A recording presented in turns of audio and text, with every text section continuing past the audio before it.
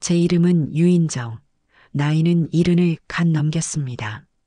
사람들은 제게 아들 하나 잘 키워 이제 호강할 일만 남았다고들 하지만 어미의 마음이란 자식이 제 나이만큼 늙어도 늘 물가에 내놓은 어린아이 같은가 봅니다. 제 인생을 전부 바친 아들, 김치석. 그 아이는 제게 세상의 전부이자 그 어떤 의심의 여지도 허용되지 않는 절대적인 믿음의 대상입니다. 남편은 치석이가 초등학교에 갓 입학했을 무렵 불의의 교통사고로 허망하게 제 곁을 떠났습니다. 한순간에 가장을 잃고 어린 아들과 단둘이 남겨졌을 때의 막막함은 겪어보지 않은 사람은 모를 겁니다. 남편이 남긴 약간의 보상금과 전세 보증금이 전부였죠. 슬픔에 잠겨 있을 시간도 사치였습니다. 저는 당장 아들의 분유값과 기저귀 값을 벌어야 했습니다. 제가 할 줄 아는 것이라고는 음식 만드는 것뿐이었습니다. 친정어머니 어깨너머로 배운 손맛 하나는 누구에게도 뒤지지 않는다는 소리를 곧잘 들었거든요. 저는 남편의 보상금을 탈탈 털어 동네 골목 어귀에 작은 식당을 하나 열었습니다. 인정식당이라는 상호를 내걸고 뜨끈한 국밥과 집밥 같은 백반을 팔기 시작했죠. 식당 일은 전쟁이었습니다. 매일 동이 트기도 전인 새벽 5시에 일어나 육수를 끓이고 반찬을 수십 가지씩 만들어냈습니다. 점심시간이면 밀려드는 손님들로 눈코 뜰 새 없이 바빴고 저녁 장사가 끝나고 설거지와 가게 정리를 마치면 늘 자정을 넘기기 일쑤였어요. 제 손은 늘 마를 날이 없었습니다. 뜨거운 뚝배기에 데인 흉터와 칼질을 하다 베인 상처가 손등에 가득했고 굳은 살이 박여 거칠기 짝이 없었죠. 하지만 저는 제 손을 보며 한 번도 부끄럽거나 슬프다고 생각하지 않았습니다. 이 손으로 우리 치석이를 키워냈으니까요. 식당에서 나온 돈은 고스란히 치석이의 학원비가 되고 새 옷이 되고 대학 등록금이 되었습니다. 아들이 공부하다 밤늦게 돌아올 때면 저는 남은 음식을 데우는 대신 늘 새로 밥을 짓고 따뜻한 국을 끓여 먹였습니다. 내 자식 입에 들어가는 것만큼은 최고여야 한다는 것이 제 신념이었거든요. 그렇게 20년 넘게 식당을 운영하며 악착같이 돈을 모았습니다. 치석이가 번듯한 대기업에 취직하고 첫 월급이라며 빨간 내복을 사왔을 때 저는 가게 문을 걸어 잠그고 밤새도록 소리내어 울었습니다. 이제 내 고생이, 내 헌신이 드디어 빛을 보는구나 싶어서요. 저는 아들이 자리를 잡은 것을 확인하고 나서야 평생의 분신과도 같았던 식당을 다른 사람에게 넘겼습니다. 그리고 식당을 판 큰돈과 그동안 모아온 돈을 합쳐 제가 식당을 운영하던 작은 상가 건물을 사들였습니다. 그곳에서 나오는 월세와 은행 이자로 노후를 보내면 넉넉지는 않아도 아들에게 짐이 될 일은 없겠다 싶었죠. 제 인생의 가장 큰 과업을 모두 마쳤다고 생각했습니다. 그러던 아들이 결혼할 여자라며 최태인이라는 아가씨를 제 앞에 데리고 왔습니다. 처음 만난 장소는 제가 평생 가본 적도 없는 이름도 어려운 프랑스 식당이었어요. 며느리감이 될 아이는 머리부터 발끝까지 화려한 명품을 휘감고 있었습니다. 제가 시장에서 10년은 좋게 입을 옷값을 한 번에 걸치고 있는 듯 보였죠.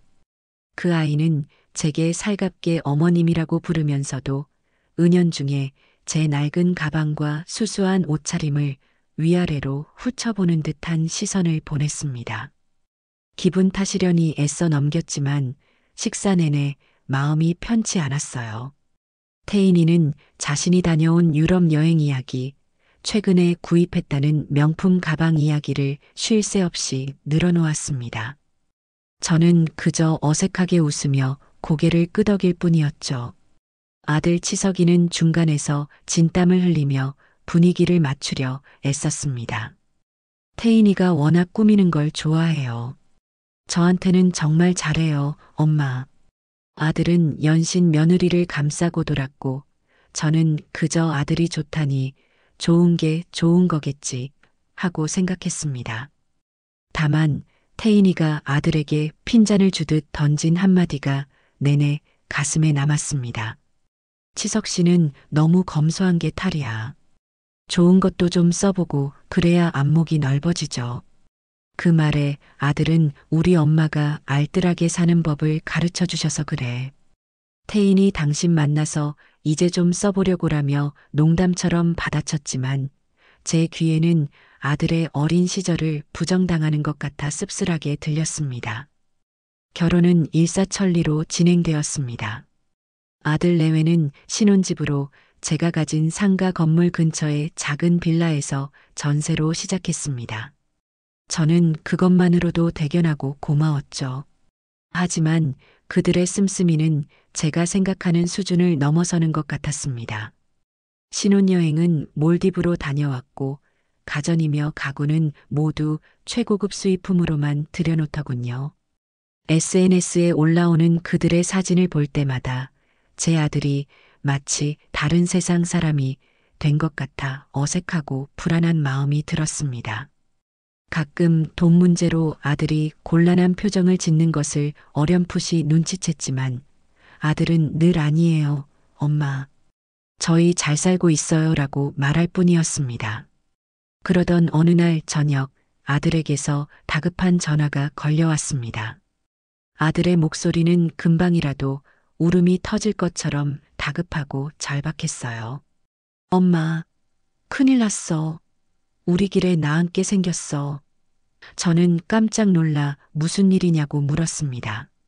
아들은 억울하다는 듯 목소리를 높였습니다. 집주인이 갑자기 바뀌었는데 새로운 집주인이 막무가내로 전세금을 2배나 올려달라고 하네. 당장 돈을 못 구하면 다음 달에 집을 비우라고 소송까지 하겠다고 난리야. 엄마, 나 정말 어떡해? 수화기 너머에서는 며느리가 훌쩍이는 소리까지 들려왔습니다. 여보, 우리 이제 어디 가서 살아? 그 순간 제 머릿속은 하얗게 비어버렸습니다. 내 아들이 내 자식이 살던 집에서 쫓겨나 길거리에 나앉게 생겼다는 공포가 제 온몸을 덮쳤습니다. 그들이 말하는 이야기에 어떤 의심도 할 수 없었어요. 그것은 제게 진실이냐 거짓이냐의 문제가 아니었습니다. 자식이 고통받고 있다는 사실, 그것 하나만으로도 제 가슴은 무너져 내렸습니다. 내가 있는데 이 어미가 2눈 시퍼렇게 뜨고 살아있는데 내 아들이 집이 없어 길바닥을 헤맨다고? 그건 있을 수 없는 일이다. 저는 한치의 망설임도 없이 아들을 달랬습니다. 치서가, 울지 마라. 아무 걱정하지 마. 이 엄마가 다 해결해 줄게. 너희는 절대 길에 나앉는 일 없을 거다. 전화를 끊자마자 저는 곧장 자리에서 일어났습니다. 그리고 제 평생의 재산 목록이 적힌 서류함을 꺼내 들었죠. 답은 정해져 있었습니다. 제가 가진 마지막 보루, 그 상가 건물을 파는 것이었습니다. 그 건물을 팔면 서울 시내에 번듯한 아파트 한 채를 사고도 남을 돈이 나올 터였습니다. 그 돈으로 아들 내외의 집을 사주고 다시는 돈 때문에 서러움을 겪지 않게 해주고 싶었습니다. 다음 날 저는 곧장 부동산에 찾아가 상가 건물을 금매로 내놓았습니다. 평생을 바쳐 이룬 제 노후 자산이자 마지막 자존심이었지만 아들의 눈물 앞에서는 아무것도 아니었습니다. 며칠 후 저는 아들 부부를 불렀습니다. 그리고 그들 앞에 새로 계약한 아파트 등기 서류를 내밀었습니다. 서울에서도 살기 좋기로 소문난 동네에 30평이 훌쩍 넘는 새 아파트였습니다. 아들은 제 손을 잡고 펑펑 울었습니다. 어머니, 저희 때문에 이게 무슨 고생이세요? 이 은혜를 어떻게 다 갚아요? 며느리 태인이도 눈이 퉁퉁 붓도록 울며 제게 말했습니다. 어머님, 정말 감사해요. 저희 평생 이 은혜 잊지 않고 꼭 효도하며 살게요. 저는 눈물을 흘리는 아들과 며느리의 모습을 보며 잘한 결정이라고 생각했습니다. 제 모든 것을 내어주었지만 아들의 행복과 바꿀 수 있는 것은 세상에 없었으니까요. 저는 그들의 눈물이 진심이라고, 그들의 감사가 진짜라고 제 아들처럼 굳게 믿었습니다. 그것이 제 인생 최대의 착각이자 돌이킬 수 없는 비극의 시작이었다는 사실을 까맣게 모른 채 말입니다. 새 아파트로 이사한 아들 내외는 한동안 제게 정말 잘했습니다. 주말마다 저를 찾아와 외식을 시켜주었고 며느리 태인이는 제 어깨를 주무르며 어머님 덕분에 저희가 발 뻗고 편히 자유라며 살랑거렸습니다. 저는 그 모습에 그동안 쌓였던 서운함이나 불안감이 모두 눈 녹듯 사라지는 것을 느꼈죠. 그래, 역시 내 아들과 며느리는 착한 아이들이었어. 내가 오해했던 거야. 저는 그들의 효도를 받으며 하루하루가 행복했습니다. 제 마지막 재산을 바친 일이 제 인생 최고의 선택이었다고 믿어 의심치 않았어요. 그러던 어느 날 제 행복에 활용점정을 찍는 소식이 들려왔습니다. 아들 치석에게서 걸려온 전화 너머로 평소와는 다른 흥분과 기쁨이 가득 묻어 있었습니다. 엄마, 나 아빠 된다. 태인이가 임신했어. 그 말을 듣는 순간 저는 전화기를 붙잡은 채로 그 자리에 주저앉을 뻔했습니다. 손주라니, 내가 할머니가 된다니. 남편이 일찍 세상을 떠나고 아들 하나만 바라보며 살아온 제게 손주라는 두 글자는 제 남은 인생을 전부 걸어도 좋을 만큼 거대하고 찬란한 의미였습니다. 저는 기쁨에 겨워 목이 메어 아무 말도 하지 못했습니다. 아들은 제 침묵을 긍정으로 받아들였는지 더욱 신이 나서 떠들기 시작했어요. 엄마, 그런데 문제가 하나 있어. 태인이가 입덧이 너무 심해서 아무것도 못 먹어. 물만 마셔도 다 토하고 며칠 사이에 얼굴이 반쪽이 됐어. 그런데 신기하게 뭔지 알아? 다른 건 다 비려서 쳐다보지도 못하는데 자꾸 엄마가 예전에 무심하게 툭 묻혀줬던 그 겉절이 김치 맛이 생각난다고 하네. 엄마 김치만 있으면 밥 두 그릇도 먹을 수 있을 것 같다고 노래를 불러. 엄마, 나 좀 살려줘. 태인이랑 뱃속 아기 둘 다 잘못될까봐 무서워 죽겠어. 아들의 절박한 목소리에 제 가슴은 철렁 내려앉았습니다. 내 며느리가, 내 손주를 뵌 아이가 굶고 있다니. 그것만큼은 절대 있을 수 없는 일이었죠. 잠시 후 아들은 며느리 태인이를 바꿔주었습니다. 수화기 너머로 들려오는 며느리의 목소리는 평소에 앙칼지고 새침한 톤이 아니라 기운 없이 가라앉아 있었습니다. 어머님, 저 태인이에요. 죄송해요. 제가 몸이 이래서 찾아뵙지도 못하고. 그런데 정말 염치 없지만 어머님 김치가 너무 먹고 싶어요. 다른 건 정말 아무 냄새도 못 맡겠는데 이상하게 어머님이 담가주신 시원하고 아삭한 김치만 있으면 입맛이 돌아올 것 같아요. 어머님, 저 좀 도와주세요. 그 애처로운 목소리에 제 마음은 완전히 무너져 내렸습니다. 그동안 며느리가 보여주었던 철없는 행동이나 무례함은 기억조차 나지 않았어요. 오직 내 며느리, 내 손주를 지켜야 한다는 생각만이 제 머릿속을 가득 채웠습니다. 저는 망설일 것도 없이 대답했습니다. 아가, 걱정하지 마라. 아무 걱정하지 마. 이 할미가 우리 강아지 먹고 싶은 거 산더미처럼 만들어줄게. 넌 그냥 맘 편히 누워서 기다리기만 하거라. 알았지? 전화를 끊고 나서도 저는 한동안 흥분과 사명감에 휩싸여 가만히 앉아 있을 수가 없었습니다. 그래, 내 진심이, 내 정성이 드디어 통했구나. 며느리가 드디어 나를 진정한 어미로 생각하고 의지하기 시작했어. 뱃속의 아기가, 내 손주가 벌써부터 할미의 손맛을 알아보는구나. 저는 부엌으로 달려가 앞치마를 둘렀습니다. 당장이라도 배추를 사러 시장에 달려가고 싶었죠. 제 인생에 다시 없을 중요한 임무가 주어진 것 같았습니다. 하지만 제가 몰랐던 사실이 있었습니다. 그 모든 것이 아들 내외가 꾸며낸 정교하고 잔인한 사기극의 서막이었다는 것을요. 그 시각 아들네 집에서는 전혀 다른 대화가 오가고 있었습니다. 어때? 내 연기 완벽했지? 당신 엄마 완전히 넘어온 것 같던데. 며느리 태인이가 의기양양하게 말하자 아들 치석이가 불안한 얼굴로 대답했습니다. 그래도 마음이 너무 안 좋다. 엄마한테 어떻게 이런 거짓말을 하냐. 임신이라니. 태인이는 그런 아들을 한심하다는 듯 쳐다보며 쏘아붙였습니다. 지금 그런 소리가 나와? 당신 친구 사업에 아파트 담보로 받은 돈 전부 날려먹은 게 누군데?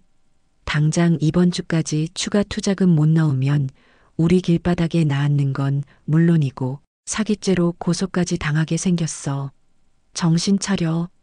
당신 엄마 인감증명서랑 인감도장만 있으면 돼. 우리가 살 길은 그것뿐이라고. 그러려면 일단 저 늙은이를 완벽하게 구워 삶아서 우리 편으로 만들어야 할 거 아니야.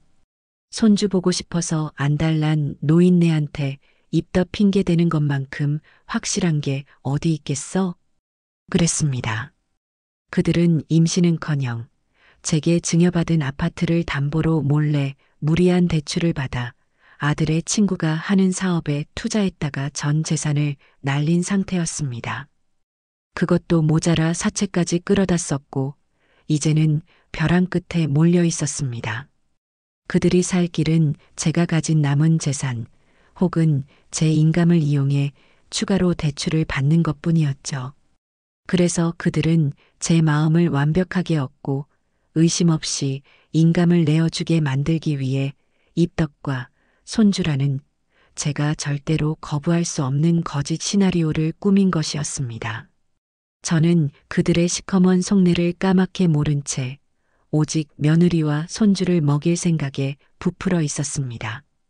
다음 날부터 저는 최고의 김치를 만들기 위한 준비에 들어갔습니다. 이것은 단순한 김치가 아니었어요. 제 손주가 세상에 태어나 처음으로 맛보게 될지도 모를 할머니의 음식이었습니다. 허투루 만들 수가 없었죠. 저는 평생의 노하우와 정성을 모두 쏟아붓기로 결심했습니다. 제 마지막 사랑을 증명해 보일 기회라고 생각하며 저는 그렇게 기꺼이 그들이 파놓은 함정 속으로 제 발로 걸어 들어가고 있었습니다. 우리 강아지, 내 손주가 먹을 첫 김치. 그 생각 하나만으로도 저는 고된 줄 몰랐습니다. 피곤함도 잊은 채 저는 다음 날 새벽같이 일어나 몸단장을 하고 집을 나섰습니다. 이것은 단순히 음식을 만드는 행위가 아니었어요. 제 대를 이을 새 생명에게 바치는 성스러운 의식과도 같았습니다. 최고의 재료가 아니면 안 된다는 생각에 저는 제가 아는 모든 인맥과 정보를 총동원하기 시작했습니다. 먼저 배추부터가 문제였습니다. 아무 배추나 쓸 수는 없었죠. 저는 수소문 끝에 강원도 고랭지에서 친환경 농법으로만 배추를 키우는 한 농장과 연락이 닿았습니다. 그곳 배추는 일반 배추보다 값은 2배나 비쌌지만 그만큼 아삭하고 단맛이 뛰어나기로 유명했어요. 저는 농장 주인에게 전화를 걸어 우리 며느리가 임신을 했는데 꼭 이 집 배추로 담근 김치가 먹고 싶다고 합니다. 가장 실하고 좋은 놈으로 골라서 보내주십시오라며 간곡하게 부탁했습니다. 제 사정을 들은 농장 주인은 흔쾌히 가장 좋은 배추로만 20포기를 골라 보내주겠다고 약속했죠. 고춧가루는 김치의 심장입니다. 저는 제가 20년 넘게 식당을 하며 거래했던 읍내에서 가장 오래되고 믿을 만한 방앗간으로 향했습니다. 방앗간 주인은 저를 보자마자 반갑게 맞아주었죠. 저는 주인에게 말했습니다. 사장님, 올해 나온 해고추 중에 가장 빛깔이 곱고 맵기만 한 게 아니라 단맛이 도는 최상급 태양초가 있겠지요? 제게 좀 파시지요. 그러자 주인은 창고 안쪽에서 비단 보자기에 싼 무언가를 조심스럽게 꺼내왔습니다. 이건 다른 곳에는 내놓지도 않고 아주 귀한 손님들께만 파는 특품입니다. 인정식당 사모님 아니면 제가 이걸 내놓지도 않습니다. 보자기를 풀자 눈이 부실 정도로 붉고 고운 입자의 고춧가루가 모습을 드러냈습니다. 향긋하고 달큰한 향이 코를 찔렀어요. 저는 값도 묻지 않고 그것을 전부 사왔습니다. 젓갈이며 소금도 마찬가지였습니다. 강화도에 사는 친구에게 부탁해 가장 좋은 새우젓을 공수하고 천일염은 3년 동안 간수를 빼쓴 맛이 전혀 없는 최상품으로만 준비했습니다. 마늘, 생강, 양파 같은 자잘한 양념거리 하나까지도 제 눈으로 직접 보고 가장 신선하고 좋은 것들로만 골라 장을 봐왔습니다. 그리고 가장 중요한 것이 있었습니다. 입덧하는 며느리가 기력을 차리려면 고기를 먹어야 했습니다. 저는 제가 아는 정육점 중에 가장 고기질이 좋기로 소문난 곳을 찾아갔습니다. 그리고 사장님께 사장님, 이 집에서 가장 좋은 암돼지 삼겹살하고 목살 부위 좀 넉넉하게 주십시오. 기름기가 너무 많지도 퍽퍽하지도 않은 것으로요. 우리 며느리가 곧 아기를 낳을 텐데 잘 먹여야 하지 않겠습니까? 라고 말했습니다. 제 말에 사장님은 축하한다며 가장 좋은 부위만 골라 예쁘게 포장해 주었죠.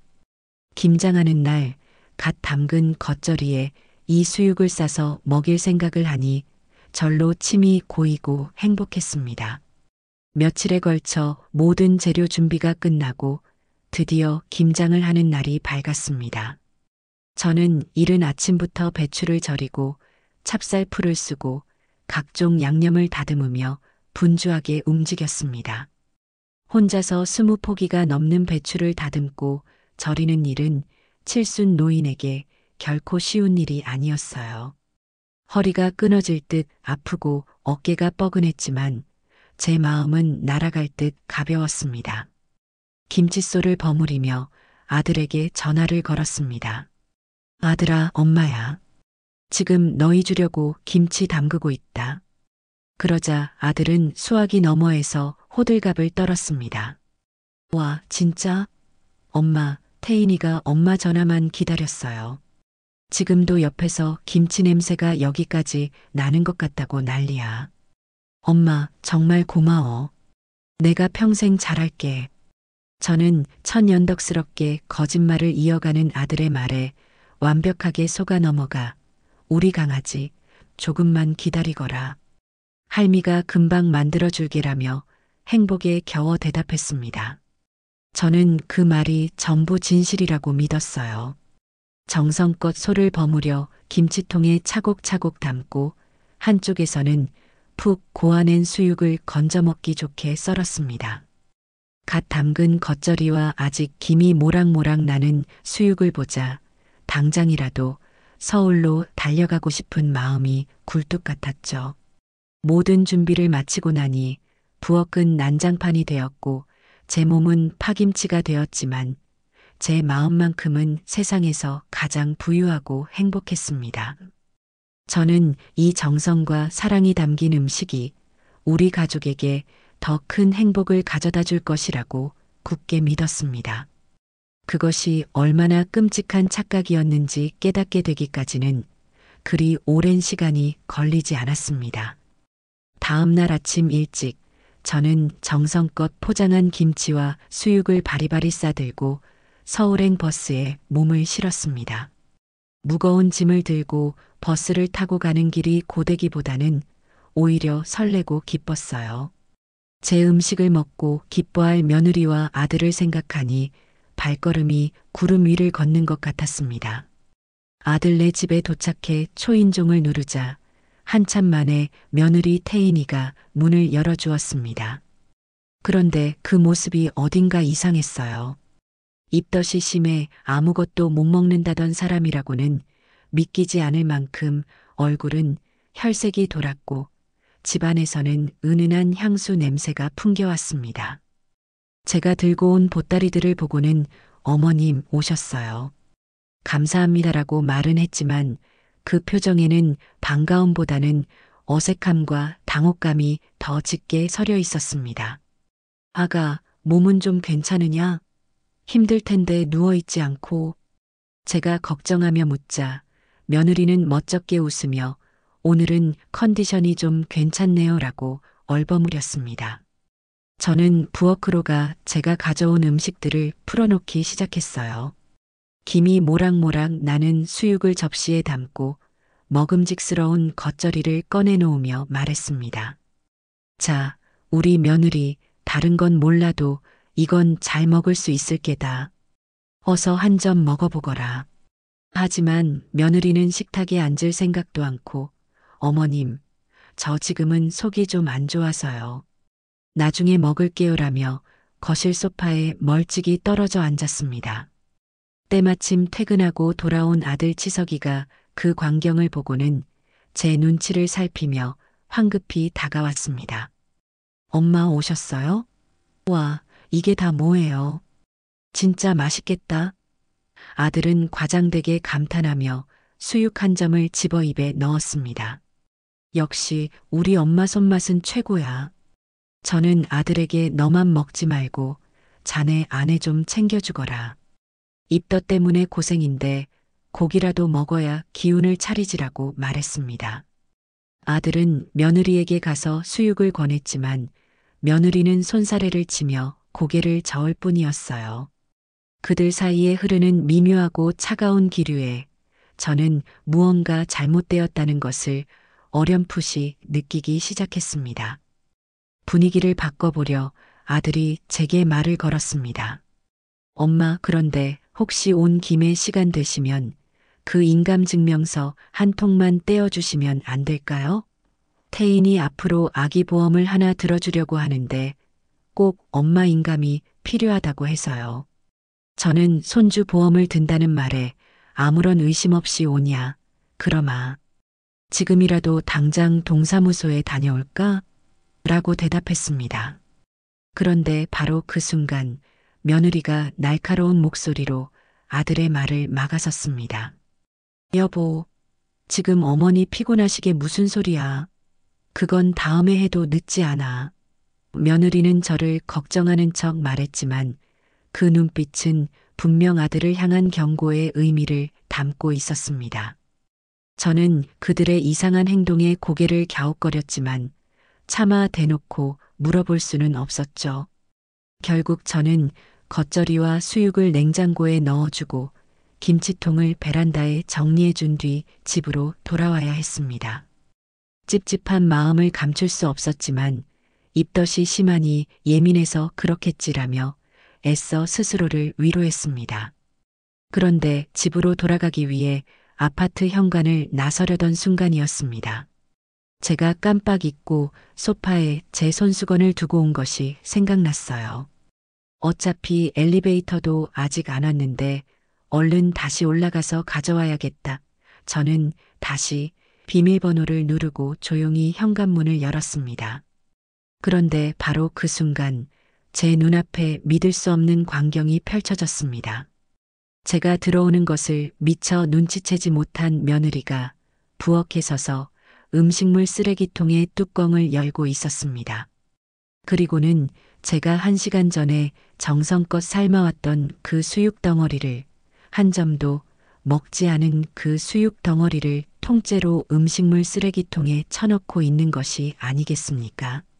그것도 모자라 제가 겉절이 맛이라도 보라며 따로 작은 통에 담아주었던 그 김치까지 함께 버리고 있었어요. 저와 눈이 정면으로 마주친 며느리는 마치 귀신이라도 본 사람처럼 경악하며 그 자리에 얼어붙었습니다. 제 손에서는 힘이 풀려 들고 있던 가방이 바닥으로 툭 떨어졌습니다. 머릿속이 하얘지고 아무 소리도 들리지 않았어요. 오직 음식물 쓰레기통 안으로 처박히는 제 수육과 김치의 모습만이 슬로우 모션처럼 반복해서 보일 뿐이었습니다. 지금 뭘 하고 있는 거냐? 제 목소리가 저도 모르게 튀어나왔습니다. 며느리는 당황한 나머지 횡설수설 변명을 늘어놓기 시작했습니다. 어머님, 그게 아니라요. 제가 잠깐 냉장고 문을 열어놨더니 고기에서 이상한 냄새가 나는 것 같아서, 네, 상한 것 같아서 버리려고 했던 거예요. 김치도 그렇고요. 1시간 전에 가져온 음식이 어떻게 상할 수가 있는지. 앞뒤가 전혀 맞지 않는 말도 안 되는 거짓말이었습니다. 저는 그 자리에 못 박힌 듯 서서 음식물 쓰레기통과 며느리의 얼굴을 번갈아 쳐다보았습니다. 제 행복했던 세상에 거대한 균열이 생겨나는 순간이었습니다. 며느리 태인이의 변명은 귀에 들어오지도 않았습니다. 고기가 상한 것 같아서. 그 말도 안 되는 소리가 제 머릿속에서 맴돌았지만 저는 더 이상 그 아이와 말을 섞고 싶지 않았어요. 제 눈은 오직 음식물 쓰레기통 안에 처박힌 비참한 몰골의 수육과 김치를 향해 있었습니다. 제 사랑과 정성이, 제 희망과 기쁨이 시커먼 오물과 뒤엉켜 있었습니다. 입덧한다던 며느리, 제 김치만 먹고 싶다던 그 애처로운 목소리가 거짓말처럼 아득하게 느껴졌습니다. 어머님, 정말이에요. 믿어주세요. 며느리는 제 팔을 잡고 애원했지만 저는 그 손을 뿌리치고 뒷걸음질 쳤습니다. 그 아이의 손이 닿는 것만으로도 소름이 끼쳤거든요. 거실에 서 있던 아들 치석이는 이 상황을 어찌해야 할지 몰라 안절부절 못하며 서 있기만 했습니다. 엄마, 태인이가 정말 실수로. 아들 역시 며느리의 거짓말에 동조하며 저를 기만하려 들었습니다. 저는 두 사람의 얼굴을 번갈아 쳐다보았어요. 제 평생을 바쳐 사랑하고 믿었던 두 사람이 지금 한패가 되어 저를 바보로 만들고 있었습니다. 순간 며칠 전 아들이 제게 했던 말이 뇌리를 스치고 지나갔습니다. 태인이 앞으로 아기 보험을 하나 들어주려고 하는데 엄마 인감이 필요해서요. 그리고 오늘 인감증명서를 떼어달라던 아들과 그것을 다급하게 막아서던 며느리의 모습, 버려진 수육과 김치, 이 모든 조각들이 제 머릿속에서 섬광처럼 하나로 합쳐지기 시작했습니다. 무언가 거대한 이상한 낌새가 제 온몸의 감각을 곤두세웠습니다. 지금은 감정에 휩쓸려 울고불고 할 때가 아니었어요. 정신을 차려야 했습니다. 이 모든 일의 배후에 도사리고 있는 진실을 알아내야만 했습니다. 저는 애써 평정을 가장하며 말했습니다. 알았다. 상해서 버렸다니 어쩔 수 없지. 내가 괜한 오해를 했구나. 제 뜻밖의 반응에 아들과 며느리는 잠시 안도하는 표정을 지었습니다. 저는 한숨을 쉬며 거실 소파에 주저앉았어요. 아이고, 내가 갑자기 혈압이 오르는지 머리가 띵하구나. 물 한 잔만 갖다 주겠니? 제가 머리를 감싸주며 아픈 척하자 아들은 걱정스러운 얼굴로 엄마 괜찮으세요? 제가 얼른 물 가져올게요. 라며 부엌으로 달려갔습니다.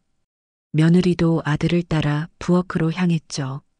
저는 그 짧은 순간을 놓치지 않았습니다. 두 사람이 부엌에 들어간 것을 확인하자마자 저는 자리에서 일어나 아들 방으로 향했습니다. 심장이 미친 듯이 뛰었지만 걸음은 이상할 정도로 차분했어요. 아까 화장실을 다녀오다 얼핏 보았던 책상 위에 어지럽게 흩어져 있던 서류들이 제 목표였습니다. 손수건을 찾으러 왔다. 저는 스스로에게 그렇게 되뇌며 방 안으로 들어섰습니다. 아들의 책상은 온갖 서류와 우편물로 난장판이었습니다. 저는 서류들을 뒤지는 척하며 눈을 크게 뜨고 그 내용을 샅샅이 훑기 시작했습니다. 그리고 마침내 제 심장을 먹게 할 만한 단어들을 발견하고야 말았습니다. 제 눈에 들어온 것은 한 저축은행의 로고가 찍힌 대출 상담 확인서였습니다. 대출 신청자는 아들 김치석, 그리고 담보물은 바로 제가 사준 이 아파트의 주소였습니다. 그 옆에는 더 끔찍한 서류가 놓여 있었어요. 주식 투자 손실 내역서. 빼곡하게 적힌 마이너스 숫자들은 제가 평생 만져본 적도 없는 거대한 금액이었습니다. 그리고 가장 결정적인 증거. 아직 뜯지도 않은 우편물 하나가 서류 더미 밑에 깔려 있었습니다. 수신인은 바로 제 이름 유인정이었습니다. 발신인은 법무사 사무실. 저는 떨리는 손으로 봉투를 뜯었습니다. 그 안에는 부동산 담보 제공 동의서 관련 내용 증명이라는 제목의 서류가 들어 있었습니다. 내용은 즉 제가 소유권을 증여한 이 아파트를 담보로 추가 대출을 실행하기 위해 증여자인 저의 최종 동의가 필요하며 기일까지 회신이 없을 시 동의하는 것으로 간주할 수 있다는 그런 류의 복잡하고 무서운 말들이 적혀 있었죠. 모든 것이 명확해졌습니다. 입덧도 손주보험도 김치 타령도 전부 거짓말이었습니다.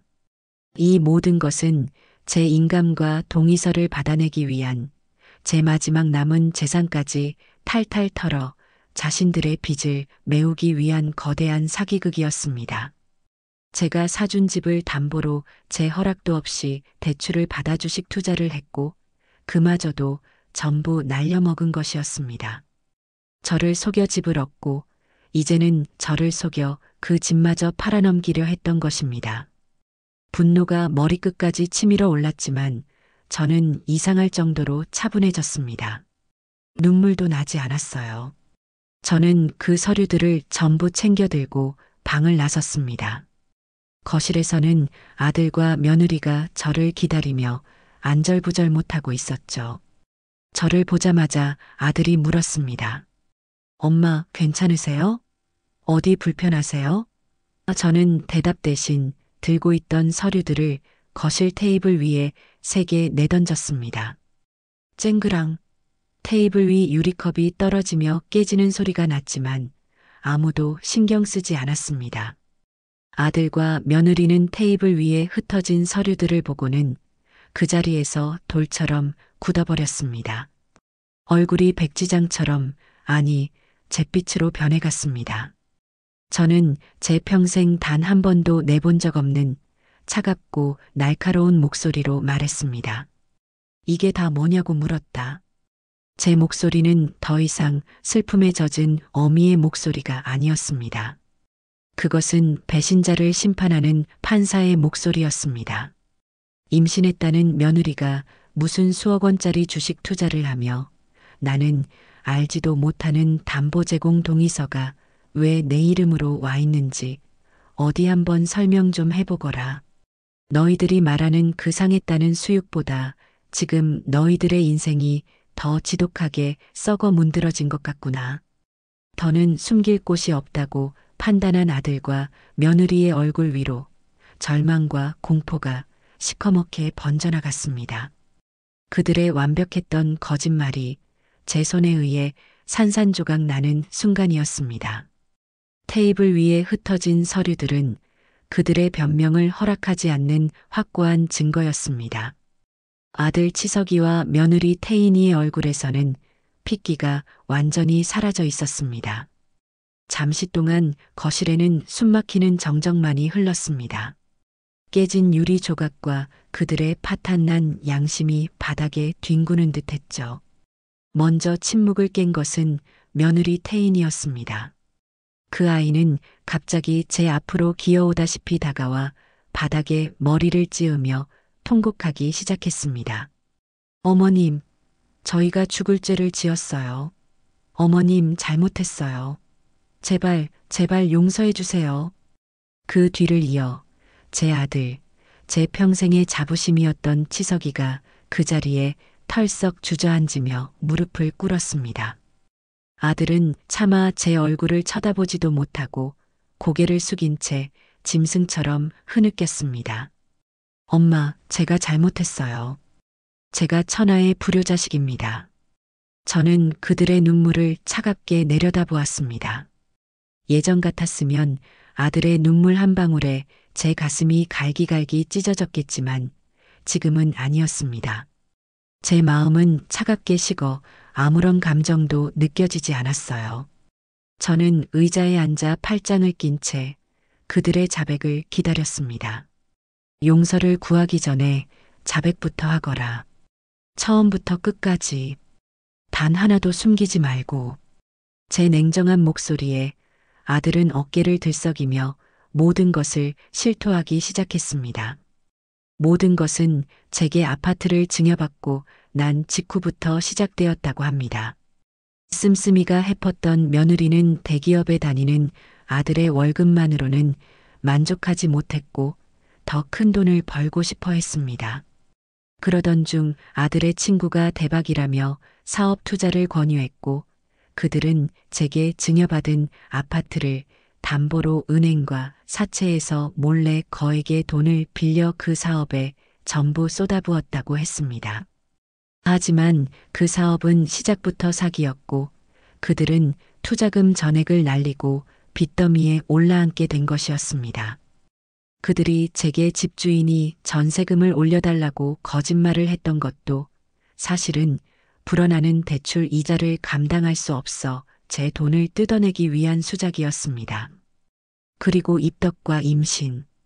그것은 마지막 남은 제 재산을 노리고 아파트 매각에 필요한 제 인감을 얻어내기 위해 꾸민 가장 악랄하고 잔인한 거짓말이었습니다. 제 아들은 모든 것을 자백하며 울부짖었습니다. 엄마, 처음에는 태인이가 하자고 했어. 하지만 나도 한몫 잡아서 이 지긋지긋한 월급쟁이 생활을 청산하고 싶다는 욕심이 있었어. 엄마를 속이면 안 된다는 걸 알면서도 돈에 눈이 멀어서. 엄마, 내가 미쳤었나 봐. 제가 물었습니다. 제 목소리는 메말라 있었습니다. 그래서 김치는 왜 시킨 것이냐? 내 손주가 먹고 싶다는 그 말은 대체 무엇이었느냐? 제 질문에 며느리가 고개를 들었습니다. 그 아이의 얼굴은 눈물과 콧물로 범벅이 되어 있었지만 저는 조금의 동정심도 느껴지지 않았습니다. 어머님, 인감도장이 필요했어요. 그냥 달라고 하면 절대 안 주실 것 같아서. 어머님이 손주라면 껌뻑 죽으시는 걸 아니까. 저희가 그런 천벌 받을 생각을 했어요. 어머님 마음을 완전히 풀어드리고 기분 좋게 만들어드린 다음에 부탁하려고. 저희가 정말 잘못했습니다. 그랬습니다. 제 기쁨, 제 희망, 제 설렘, 제 정성, 그 모든 것이 고작 그들의 사기극을 위한 하나의 도구에 불과했던 것입니다. 제가 손주를 생각하며 밤새워 김치를 담그고 수육을 삶을 때 그들은 제 뒤에서 저를 비웃으며 자신들의 계획이 성공하고 있다며 손뼉을 쳤을 겁니다. 저는 그 순간 슬픔이나 분노를 넘어 거대한 허무와 인간에 대한 환멸에 휩싸였습니다. 내 평생의 헌신이, 내 자식을 향한 맹목적인 사랑이 결국 이런 괴물을 키워낸 것일까? 제 자신에 대한 혐오감까지 밀려왔습니다. 저는 더 이상 그들의 울음소리를 듣고 싶지 않았습니다. 저는 자리에서 일어났습니다. 제 움직임에 아들과 며느리는 기겁하며 제 다리를 붙잡으려 했지만 저는 차갑게 뿌리쳤습니다. 그리고 제 평생 아들에게 단 한 번도 해본 적 없는 말을 내뱉었습니다. 더러우니 내 놈들 손 치워라. 그 말에 아들의 눈이 절망으로 가득 차는 것을 보았지만 저는 외면했습니다. 저는 아무 말 없이 현관으로 향했습니다. 제 가방을 챙겨 들고 신발을 신었습니다. 뒤에서 아들이 절규하며 따라왔습니다. 엄마, 어디가? 제발 가지 마, 엄마. 우리 버리지 마. 하지만 저는 뒤돌아보지 않았습니다. 제 머릿속은 텅 비어 아무 생각도 나지 않았지만 단 하나는 확실했습니다. 이 집은, 이 아이들은 더 이상 내 가족이 아니라는 것. 저는 현관문을 열고 그들의 울음소리와 절규를 등 뒤로 한 채 밖으로 나섰습니다. 아파트 복도의 차가운 공기가 제 뺨을 스쳤습니다. 저는 엘리베이터 버튼을 누르고 1층으로 내려가는 내내, 그리고 아파트 단지를 빠져나와 택시를 잡아타는 내내 단 한 방울의 눈물도 흘리지 않았습니다. 제 마음속에 무언가가 너무나 큰 충격에 완전히 타버려 제만 남은 것 같았습니다. 택시를 타고 집으로 돌아오는 길은 낯설고 아득하게만 느껴졌습니다. 분명 매일같이 오가던 익숙한 길인데도 모든 것이 생경했어요. 제 머릿속은 텅 빈 채 하얗게 비어 있었지만 아들과 며느리의 마지막 모습, 그들의 거짓 눈물과 자기 변명이 소음처럼 귓가에 맴돌았습니다. 저는 창밖을 보며 아무 생각도 하지 않으려 애썼습니다. 집에 도착해 현관문을 열자 저를 반기는 것은 깊고 무거운 침묵이었습니다. 늘 혼자였던 집이지만 오늘따라 그 적막이 유난히도 시리고 아프게 다가왔어요. 저는 불도 켜지 않은 채 거실 소파에 가방을 던져두고 그대로 주저앉았습니다. 아들을 위해, 며느리를 위해, 잊지도 않은 손주를 위해 분주하게 움직였던 며칠간의 제 모습이 주마등처럼 스쳐 지나갔습니다. 행복에 겨워 웃던 제 얼굴, 희망에 부풀어 잠 못 이루던 밤들. 그 모든 것이 한낱 신기루에 불과했다는 사실이 뒤늦게 현실감으로 다가오며 제 가슴을 짓눌렀습니다. 저는 멍하니 제 손을 내려다보았습니다. 평생 식당 일을 하며 굳은 살이 박이고 마디마디가 굵어진 투박한 손. 남편 없이 홀로 아들을 키우기 위해 이 손으로 얼마나 많은 설거지를 하고 얼마나 많은 재료를 다듬었던가. 저는 이 손으로 번 돈으로 아들을 먹이고 입히고 가르쳤습니다. 그리고 마침내 그를 위해 제 평생을 바친 집까지 내어주었죠. 그런데 바로 그 아들이 제 믿음과 사랑을 배신하고 제 심장에 지워지지 않을 대못을 박았습니다. 그제야 억눌렀던 눈물이 터져 나오기 시작했습니다. 처음에는 소리 없는 눈물이었지만 이내 걷잡을 수 없는 통곡으로 변했습니다. 여보, 나 어떡하면 좋아? 내가 뭘 잘못한 거야? 저는 안방으로 기어가 벽에 걸린 남편의 영정 사진을 붙들고 밤새도록 울었습니다. 제가 지켜온 모든 것들이 부정당하고 제 인생 전체가 송두리째 무너져 내린 기분이었습니다. 슬픔과 분노, 배신감과 허무함이 뒤섞여 제 속을 헤집어 놓았습니다. 하지만 동이틀 무렵 제 눈물은 더 이상 나오지 않았습니다. 밤새 흘린 눈물이 제 안의 슬픔과 연약함을 모두 씻어내버린 것 같았어요. 슬픔이 있던 자리에는 차갑고 단단한 무언가가 자리 잡기 시작했습니다. 그것은 바로 분노였습니다. 연민이나 동정이 섞이지 않은 순도 100%의 차가운 분노였죠. 저는 영정 사진 속 남편을 보며 나지막이 하지만 단호하게 말했습니다. 여보, 나 이제 더는 울지 않을 거야. 당하고만 있지 않을 거야. 저 짐승만도 못한 것들에게 사람의 마음을 가지고 장난치면 어떤 대가를 치르게 되는지 똑똑히 보여줄 거야. 저는 자리에서 벌떡 일어났습니다. 더 이상 그들을 제 자식으로 생각하지 않기로 했습니다. 그들은 제 인생을 훔치려 한 사기꾼이고 저는 그들의 피해자일 뿐이었습니다. 이것은 단순히 상처받은 감정의 문제가 아니었어요. 제 피와 땀, 제 인생이 담긴 재산을 지키기 위한 싸움이었습니다. 제 자존심과 제 남은 인생을 되찾기 위한 전쟁이었습니다. 저는 곧장 전화기를 들었습니다. 그리고 수소문 끝에 알아낸 번호를 눌렀죠. 그는 재산 관련 소송, 특히 사기 사건에 있어서는 단 한 번도 져본 적이 없다는 냉혹하고 실력 있기로 소문난 변호사였습니다. 몇 번의 신호음 끝에 낮고 차분한 남자의 목소리가 들려왔습니다. 박영진 변호사입니다. 저는 떨리지 않는, 오히려 얼음처럼 차가운 목소리로 제 신분을 밝혔습니다. 그리고 말했죠. 변호사님, 지금 당장 만나 뵙고 싶습니다. 제 자식들을 상대로 소송을 하려고 합니다. 변호사는 제 목소리에서 무언가를 감지했는지 군말 없이 약속 시간을 잡아주었습니다. 약속한 날, 저는 제가 가진 모든 증거 서류들을 챙겨 들고 그의 사무실로 향했습니다. 변호사 앞에서 저는 눈물 한 방울 보이지 않고 처음부터 끝까지 모든 사실을 담담하게 설명했습니다. 제 이야기를 모두 들은 박영진 변호사는 잠시 저를 바라보더니 짧고 강하게 말했습니다. 어머님, 이길 수 있는 싸움입니다. 아니, 반드시 이겨야만 하는 싸움입니다. 저는 변호사에게 제 마지막 뜻을 전달했습니다. 변호사님, 저는 단순한 합의나 용서를 원하지 않습니다. 저들을 법적으로 완전히 파멸시키고 제가 주었던 모든 것을 단 하나도 빠짐없이 되찾고 싶습니다.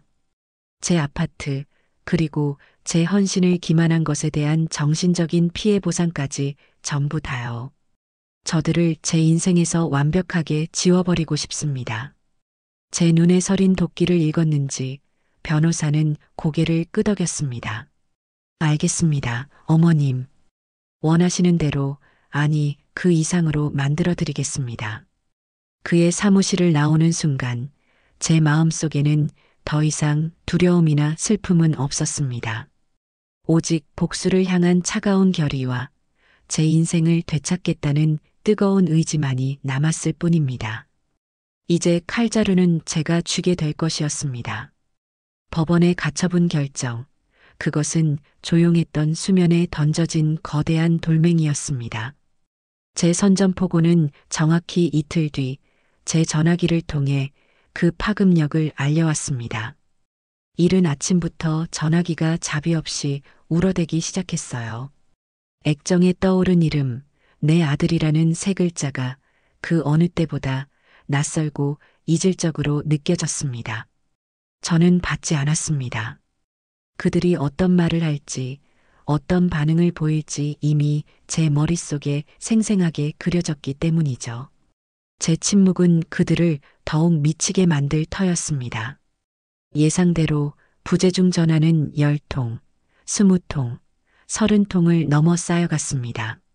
마치 발작과도 같은 집요함이었습니다. 마침내 전화가 뜸해지나 싶더니 이번에는 문자 메시지가 쏟아져 들어오기 시작했습니다. 처음에는 당혹감과 질문이었습니다. 엄마, 이게 다 뭐야? 집에 법원에서 이상한 게 날아왔어. 이게 대체 무슨 일이냐고. 그 문장에서 저는 당황한 아들의 얼굴을 보았습니다. 곧이어 도착한 문자에는 공포가 서려 있었죠. 엄마, 제발 전화 좀 받아. 우리 아파트가 경매에 넘어간다는 게 사실이야? 말도 안 돼. 저는 그 문자들을 무표정한 얼굴로 하나씩 읽고 또 지웠습니다. 마치 제 인생에서 그들의 존재를 지워나가는 예행 연습이라도 하는 것처럼요. 그들의 공포와 절망이 제게는 어떤 감흥도 주지 못했습니다. 오히려 제 마음속에서는 차가운 만족감 같은 것이 피어오르기 시작했어요. 그래, 이제 시작일 뿐이다. 너희가 내게 주었던 고통에 비하면 이건 아무것도 아니지. 아들의 문자가 뜸해질 무렵 이번에는 며느리 태인이의 번호가 액정에 떴습니다. 저는 기다렸다는 듯 전화를 받아 스피커폰으로 전환했습니다. 그리고 제 옆에는 박영진 변호사의 조언에 따라 작은 녹음기가 조용히 돌아가고 있었죠. 전화가 연결되기가 무섭게 인간이 낼 수 있는 가장 날카롭고 이성을 잃은 목소리가 제 귀를 찔렀습니다. 어머님, 지금 제정신이세요? 사람이 어떻게 이럴 수가 있어요? 다 늙어서 노망이라도 드신 거예요? 우리가 뭘 그렇게 잘못했다고 살고 있는 집을 묶어버려요. 이 늙은이가 진짜 우리 인생 망치려고 작정했어요? 그 목소리에는 단 한 톨의 뉘우침도 없었습니다. 오직 자신들의 계획이 틀어진 것에 대한 분노와 모든 책임을 제게 돌리는 원망만이 가득했습니다. 저는 아무 대꾸도 하지 않고 조용히 듣고만 있었습니다.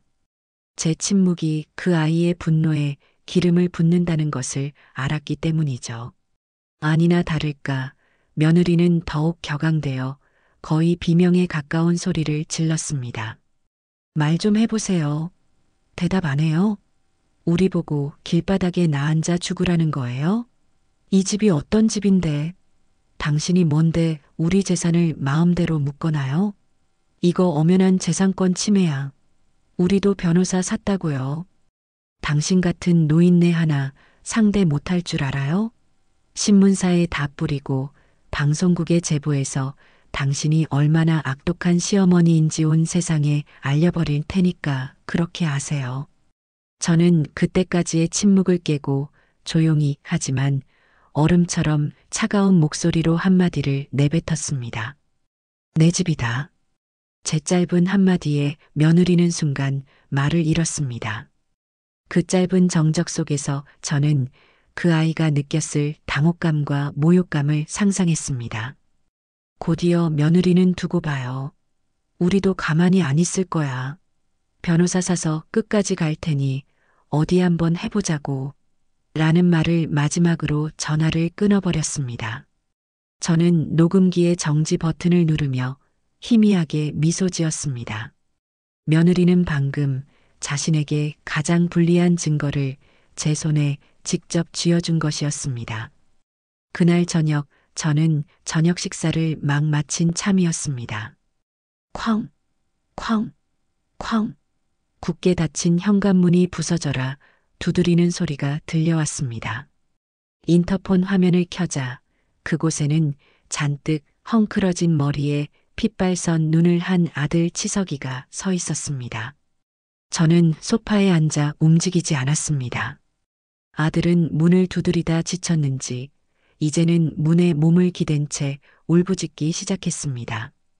엄마, 나 치석이야. 안에 있는 거 다 알아. 문 좀 열어줘, 제발. 얼굴 보고 얘기해, 엄마. 저는 묵묵부답이었습니다.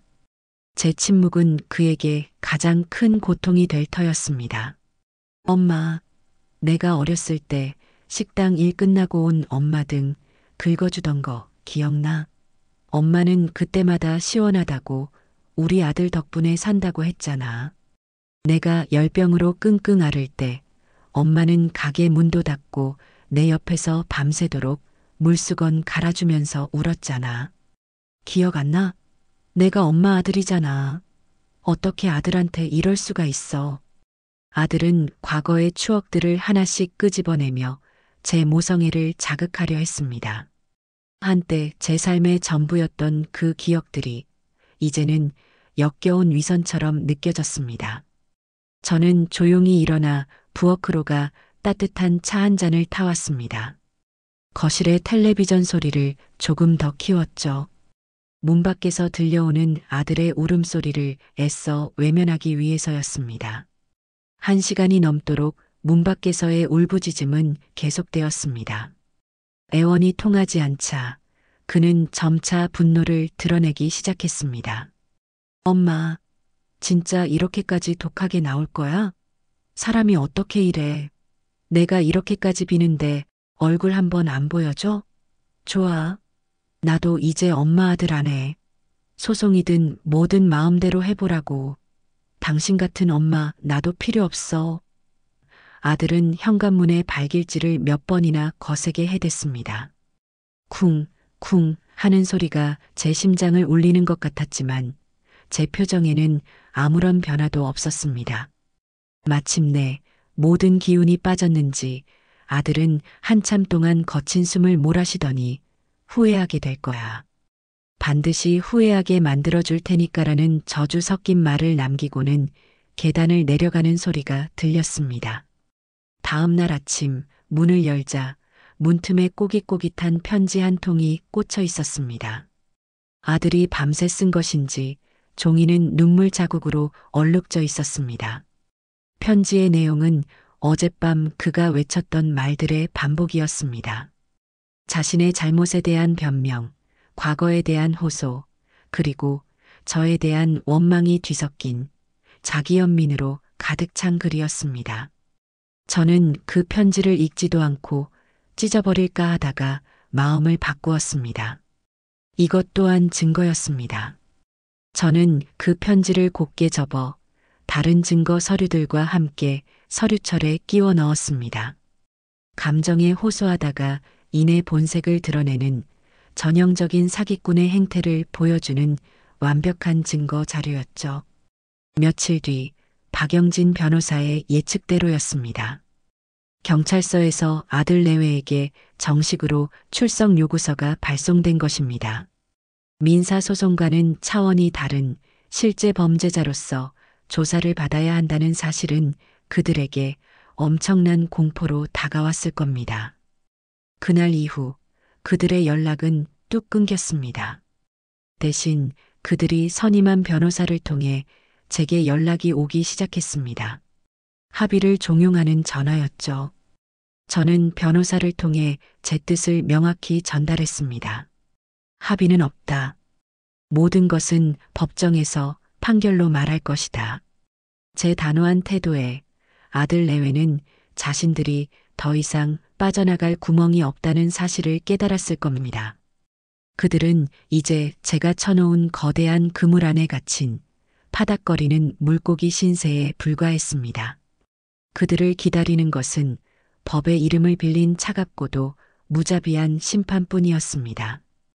본격적인 재판이 시작되기 전 법원의 권고에 따라 조정 기일이 잡혔습니다. 정식 재판에 앞서 양측이 한 발씩 물러나 합의를 통해 소송을 원만하게 마무리하도록 기회를 주는 절차였죠. 박영진 변호사는 제게 미리 언지를 주었습니다. 어머님, 아마 상대방 쪽에서는 오늘 어떻게든 어머님의 마음을 돌려 형사고소를 취하하게 만들려고 할 겁니다. 눈물로 호소할 수도 있고 온갖 감언이설을 늘어놓을 수도 있습니다. 절대 흔들리시면 안 됩니다.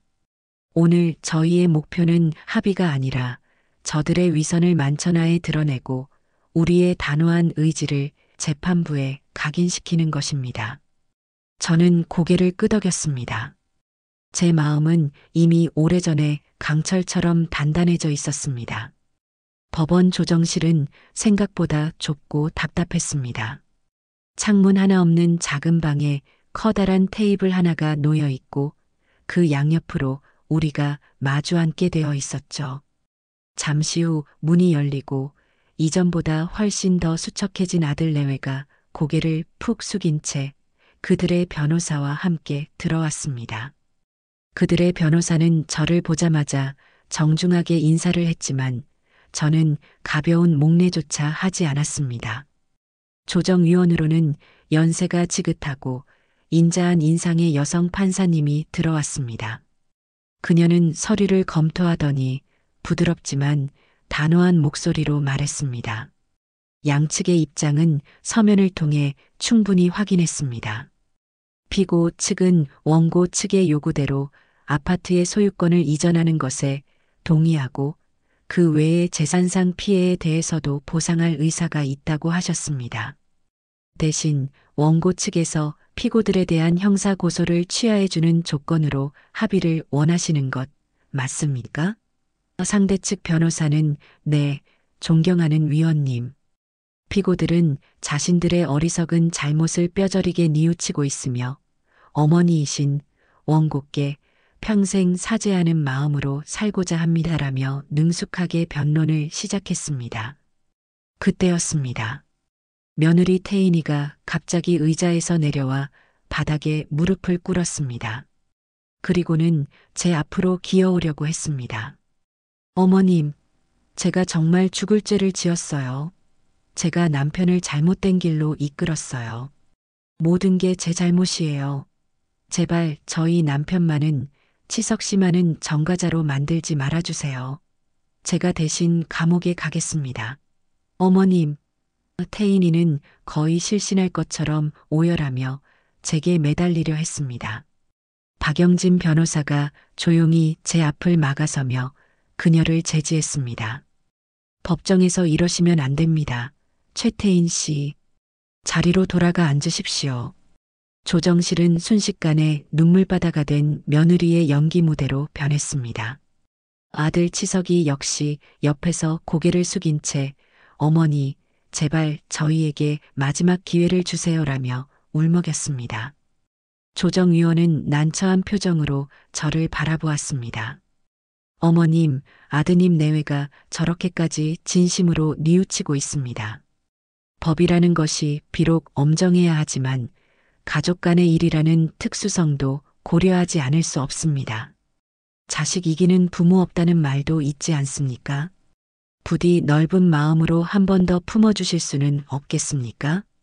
모든 사람의 시선이 제게로 향했습니다. 그들은 제가 이 눈물과 애원 앞에서 마음이 약해지기를, 그래도 내 자식인데라며 한 발 물러서기를 기대하고 있었을 겁니다. 저는 잠시 숨을 골랐습니다. 그리고는 조정위원님과 아들 내외를 차례로 아주 천천히 쳐다보며 입을 열었습니다.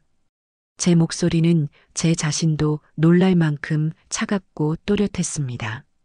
존경하는 조정위원님, 저는 오늘 이곳에 합의를 하러 온 것이 아닙니다.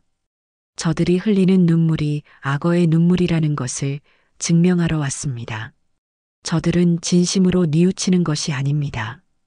단지 형사 처벌을 받아 감옥에 갈지도 모른다는 공포 때문에 저러는 것뿐입니다. 만약 저들이 진심으로 제게 사죄할 마음이 있었다면 제가 아니라 법을 기만하려 들 것이 아니라 자신들의 잘못으로 발생한 모든 피해를 스스로 책임지고 그 어떤 처벌이라도 달게 받겠다는 자세를 보였어야 합니다. 저는 말을 이어갔습니다. 그리고 자식 이기는 부모 없다는 말씀 맞습니다. 하지만 저들은 더 이상 제 자식이 아닙니다. 제 믿음을 이용해 제 인생을 훔치려 한 사기꾼들이며 저는 그 사기극의 피해자일 뿐입니다. 피해자가 가해자를 용서해야 할 의무는 이 세상 어디에도 없습니다. 저는 저들에게 돈을 돌려받는 것만으로는 만족할 수 없습니다. 저들은 반드시 자신들의 죄에 합당한 법의 심판을 받아야만 합니다. 그것이 이 사회의 정의이고 제가 되찾고 싶은 제 인생의 존엄입니다. 그러니 저는 판결로 가겠습니다. 조정은 이것으로 불성립시켜 주시길 바랍니다. 제 단호하고 논리적인 말에 조정실의 공기는 완전히 얼어붙었습니다. 며느리의 울음소리가 뚝 그쳤고 아들은 망연자실한 표정으로 저를 바라보았습니다. 조정위원은 더 이상 중재가 불가능하다고 판단했는지 짧은 한숨과 함께 선언했습니다. 원고의 의지가 확고한 것으로 확인되었습니다. 조정은 불성립되었음을 선언합니다. 추후 재판 기일이 양측에 통보될 것입니다. 마침내 첫 재판이 열렸습니다. 법정의 공기는 조정실과는 비교할 수 없을 정도로 무겁고 엄숙했습니다. 박영진 변호사는 마치 잘 훈련된 장수처럼 제가 모아온 증거들을 하나씩 꺼내들며 상대방을 압박하기 시작했습니다. 그들의 사치스러운 생활을 증명하는 신용카드 내역, 사업투자계약서, 대출 서류, 그리고 그들의 거짓말과 조롱이 담긴 문자 메시지와 통화 녹음 파일이 차례대로 공개되었습니다. 증거가 하나씩 제시될 때마다 아들 내외의 얼굴은 점점 더 흑빛으로 변해갔습니다. 재판의 하이라이트는 증인으로 선 아들 치석이에 대한 반대 신문이었습니다. 박 변호사는 아들을 증인석에 세워두고 마치 날카로운 칼로 살을 도려내듯 집요하고 정확하게 질문을 던졌습니다. 증인은 어머니에게 집주인이 전세금을 2배로 올려달라고 해 길에 나앉게 생겼다고 거짓말을 한 사실이 있습니까? 네. 그 거짓말의 목적은 어머니의 동정심을 유발하여 아파트를 증여받기 위함이었습니까? 네. 증인은 잊지도 않은 임신을 핑계로 뱃속의 손주까지 언급하며 어머니에게 김치를 요구한 사실이 있습니까? 대답하십시오, 증인. 어머니의 모성애를, 할머니의 정을 잔인하게 이용한 것이 아닙니까? 아들은 끝내 대답하지 못하고 증인석에서 오열하기 시작했습니다. 재판장은 아들의 모습을 지켜보다가 나지막이 꾸짖었습니다. 증인은 울음으로 답변을 대신할 수 없습니다. 변호사의 질문에 정확히 대답하십시오. 그 모습은 한때 제 전부였던 아들이 사회적으로 그리고 인간적으로 완전히 몰락하는 순간을 생생하게 보여주는 한편의 비극이었습니다. 재판이 끝나고 휴정 시간에 박 변호사는 상대 측 변호사에게 다가가 마지막 쐐기를 박았습니다. 사문서 위조는 명백한 실형 사안입니다. 지금이라도 공소 사실을 모두 인정하고 재판에 성실히 임하는 것이 당신 의뢰인들이 법정 최고형을 피할 수 있는 유일한 길일 겁니다. 그리고 민사소송에서 패소할 것이 명백하니 항소는 꿈도 꾸지 않는 것이 좋을 겁니다. 그 말을 들은 상대 변호사의 얼굴은 하얗게 질려 있었습니다. 저는 그 모든 광경을 멀리서 조금의 동요도 없는 눈으로 지켜보았습니다. 이제 심판의 시간은 거의 끝나가고 있었습니다. 그들을 기다리는 것은 법의 이름으로 내려지는 차갑고도 무거운 징벌뿐이었습니다. 최종 판결이 내려지는 날의 법정은 유난히 공기가 무겁게 느껴졌습니다. 방청석에는 이 떠들썩한 페류나 재판의 결말을 보러 온 기자들과 사람들이 꽤 들어차 있었죠. 저는 꼿꼿한 자세로 원고석에 앉아 재판장의 입이 열리기만을 기다렸습니다. 피고석에 앉은 아들과 며느리는 마치 모든 것을 포기한 사람처럼 텅 빈 눈으로 허공을 응시하고 있었습니다. 그들에게서는 더 이상 분노도 슬픔도 심지어 공포도 느껴지지 않았습니다. 오직 깊고 어두운 체념만이 남아있을 뿐이었죠. 재판장이 자리에서 일어나 장중하고 엄숙한 목소리로 판결문을 읽어내려가기 시작했습니다. 그 목소리는 법정 전체를 가득 채우고 제 심장까지 울리는 것 같았습니다. 본 재판부는 피고 김치석과 최태인의 행위가 단순한 금전적 이득을 위한 사기를 넘어 부모와 자식 간의 인륜적 신뢰관계를 근본적으로 파괴한 매우 중대한 범죄라고 판단한다. 재판장은 안경을 고쳤으며 피고석을 향해 질책 어린 시선을 보냈습니다. 어머니의 맹목적인 사랑을 미끼로 삼아 잊지도 않은 손주를 내세워 마지막 남은 재산까지 편취하려 한 그 계획의 악의성과 잔인함은 실로 비난받아 마땅하다. 피고들은 자신들의 안위와 욕심을 위해 한 인간이 평생을 바쳐 쌓아 올린 헌신과 사랑을 배신하고 짓밟았다. 이는 그 어떤 이유로도 용납될 수 없는 반사회적, 반인륜적 행위이다. 판결은 길고 상세하게 이어졌습니다. 그들의 거짓말 하나하나, 기망행위 하나하나를 법의 언어로 명확하게 적시하고 있었습니다. 제가 겪었던 모든 고통과 서름이 법정의 공식적인 기록으로 남는 순간이었습니다. 마침내 재판장은 최종 판결을 선고했습니다. 이에 민사재판부는 원고 유인정의 청구를 모두 인용하여 피고 김치석, 최태인과 원고 유인정 사이의 부동산 증여 계약은 사기를 원인으로 함으로 원천 무효임을 선언한다. 피고들은 해당 아파트의 소유권을 판결 즉시 원고에게 이전하고 그동안의 소송 비용 전액을 부담할 것을 명한다. 또한 형사재판부는 피고인들의 죄질이 매우 불량하고 피해자인 어머니에게 끼친 정신적 고통이 극심한 점, 반성의 기미가 보이지 않는 점 등을 고려하여 피고인 김치석에게 징역 1년 6개월, 피고인 최태인에게 징역 1년을 각각 선고한다. 다만 피해자인 어머니가 처벌을 원치 않는다는 의사를 일부 밝힌 점을 참작하여 형의 집행은 2년간 유예한다. 또한 각 피고인에게 사회봉사 200시간과 준법 교육 수강 40시간을 명한다. 땅, 땅, 땅. 의사봉이 3번 울리며 길고 지독했던 재판의 끝을 알렸습니다. 저는 조용히 눈을 감았다 떴습니다. 눈물이 흘렀지만 입가에는 희미한 미소가 걸려 있었습니다. 완벽한 승리였습니다. 법이 제 편에 서서 제 억울함을 모두 풀어준 것입니다. 판결을 들은 며느리는 그 자리에서 소리 없이 무너져 내렸고 아들은 멍하니 고개를 숙인 채 미동도 하지 않았습니다. 법정 경위들이 다가와 그들을 일으켜 세워 데리고 나갔습니다. 법정을 나오자 아들이 교도관에게 이끌려 나가기 직전에 저와 눈이 마주쳤습니다. 그는 저를 향해 애타게 엄마라고 불렀지만 저는 아무런 대답도 하지 않았습니다. 그저 그의 눈을 피하지 않고 똑바로 마주 봐주었을 뿐입니다.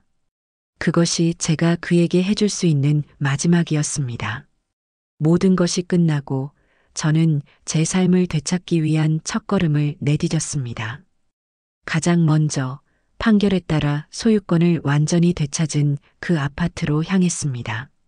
그리고 그 집의 비밀번호를 바꾸고 그들이 남기고 간 모든 물건을 깨끗이 치워버렸습니다. 텅 빈 집안을 걸으며 저는 비로소 숨을 제대로 쉴 수 있는 것 같았습니다. 폐인이 되어 집행유예로 풀려난 아들이 저를 찾아온 것은 그로부터 몇 달 뒤의 일이었습니다. 그는 이혼 서류를 손에 들고 있었고 그야말로 살아있는 송장과도 같은 모습이었습니다. 저는 그를 집 안으로 들이지 않았습니다. 차가운 현관문 하나를 사이에 두고 저는 그에게 작은 통장 하나를 건넸습니다. 그 안에 내가 앞으로 살아갈 최소한의 돈을 넣어두었다. 이걸로 기술을 배우든 장사를 하든 너 인생은 이제 너가 알아서 책임져라. 그리고 다시는 내 앞에 나타나지 마라. 이것이 내가 너에게 주는 마지막 연민이자 너와 나의 마지막이다. 아들은 통장을 받아들고 한참을 서 있다가 말없이 돌아서서 어둠 속으로 사라졌습니다. 그 후 제 삶은 온전히 저 자신을 위한 시간으로 채워졌습니다. 저는 평생 하고 싶었지만 미뤄두었던 것들을 하나씩 시작했습니다. 문화센터에 등록해 수묵화를 배우고 붓끝에서 피어나는 먹이의 농담에 제 마음을 실어보냈습니다. 처음에는 어색했지만 시간이 지날수록 하얀 화선지 위에 제 마음속 풍경을 그려내는 일이 제게 큰 위안과 기쁨을 준다는 것을 깨달았습니다. 또한 저처럼 자식 때문에 소가리를 했던 오랜 친구들과 함께 작은 여행자 클럽을 만들었습니다. 우리는 한 달에 한 번씩 기차를 타고 버스를 타고 전국의 아름다운 곳들을 찾아다녔습니다. 통영의 푸른 바다 앞에서 회를 먹고 안동의 고택에서 하룻밤을 묵으며 밤새도록 수다를 떨고 순천만 갈대밭을 거닐며 소녀처럼 웃었습니다. 친구들은 제게 말했습니다. 인정아, 자네 얼굴이 정말 좋아졌어. 예전에는 늘 그늘이 져 있었는데 지금은 정말 행복해 보여. 어느 눈부신 봄날, 저는 친구들과 함께 지리산 둘레길을 걷고 있었습니다. 연두빛 새순이 돋아나고 이름 모를 야생화들이 길가에 피어있는 평화로운 풍경 속에서 저는 문득 깨달았습니다. 제 인생의 가장 혹독했던 겨울이 지나고 비로소 따스한 봄이 찾아왔다는 것을요. 자식이라는 이름의 무거운 짐을 내려놓고 나니 세상이 이토록 아름답고 평화로울 수 있다는 것을 저는 너무 늦게 알았습니다. 저는 길가에 잠시 멈춰서서 깊고 맑은 숨을 들이마셨습니다. 제 옆에서 제잘거리는 친구들의 웃음소리, 지저귀는 새소리, 부드러운 봄바람이 제 온몸을 감쌌습니다.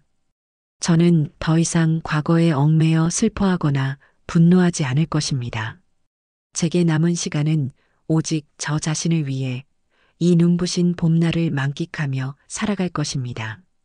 제 인생의 주인은 바로 저 유인정이니까요. 저는 환하게 웃으며 다시 친구들을 향해 발걸음을 옮겼습니다. 그날 설악에서 내려온 이후 제 삶은 거짓말처럼 평온한 궤도에 올랐습니다. 마치 오랜 폭풍우가 지나간 뒤 구름 한 점 없이 맑게 갠 하늘 같았다고나 할까요? 법정에서의 싸움이 남긴 날카로운 상처들은 시간이 흐르며 차츰 부드러운 흉터로 변해갔습니다. 더 이상 밤마다 악몽을 꾸며 잠을 설치는 일도 문득문득 치밀어 오르는 분노에 가슴을 치는 일도 없었습니다. 아들 김치석. 그 이름 석자는 제 기억의 창고 가장 깊고 어두운 곳에 넣어두고 아주 두꺼운 자물쇠를 채워버렸습니다.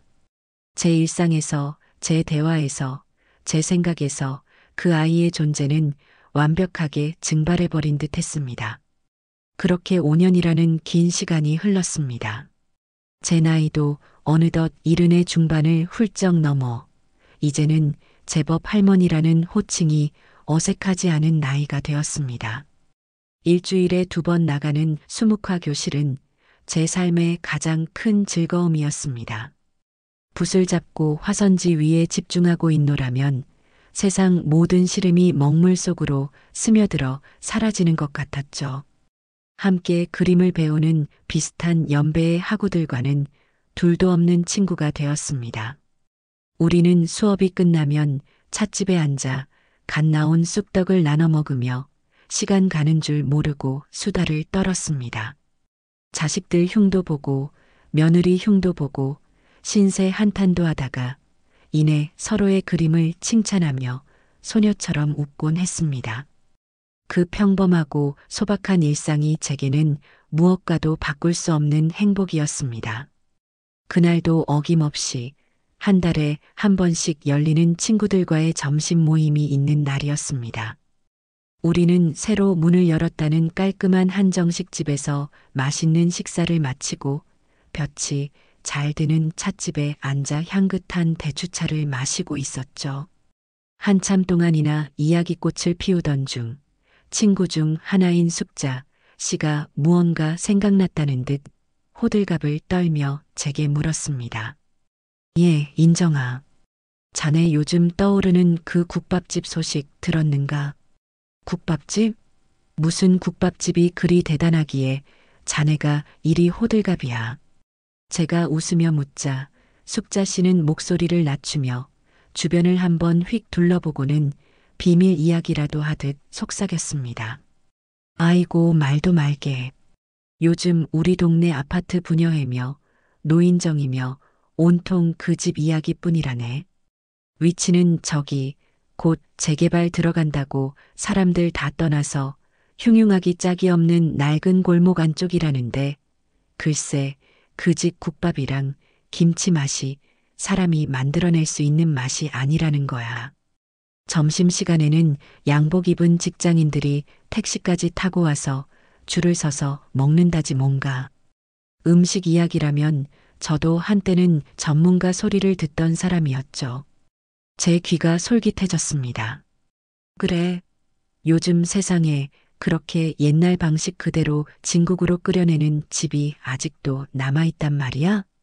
제가 별 생각 없이 묻자 옆에 있던 다른 친구 정심이가 찻잔을 내려놓으며 말을 보탰습니다. 그런데 말이야, 그 집이 맛만 유별난 게 아니라 다른 걸로도 아주 유별하다네. 주인이 아주 젊은 축에 드는 남자인데 하루 종일 가게 안에서 단 한마디도 하지 않는다지 뭔가. 손님이 와도 어서 오세요 하는 인사 한마디 없고 주문을 받아도 묵묵히 고개만 끄덕이고 계산할 때도 돈만 받고 거스름 돈만 내어줄 뿐이라는 거야. 꼭 무슨 깊은 사연이라도 있는 사람처럼, 아니 무슨 죄라도 짓고 속죄하는 사람처럼 그저 묵묵히 일만 한대. 그 말에 저는 잠시 생각에 잠겼습니다.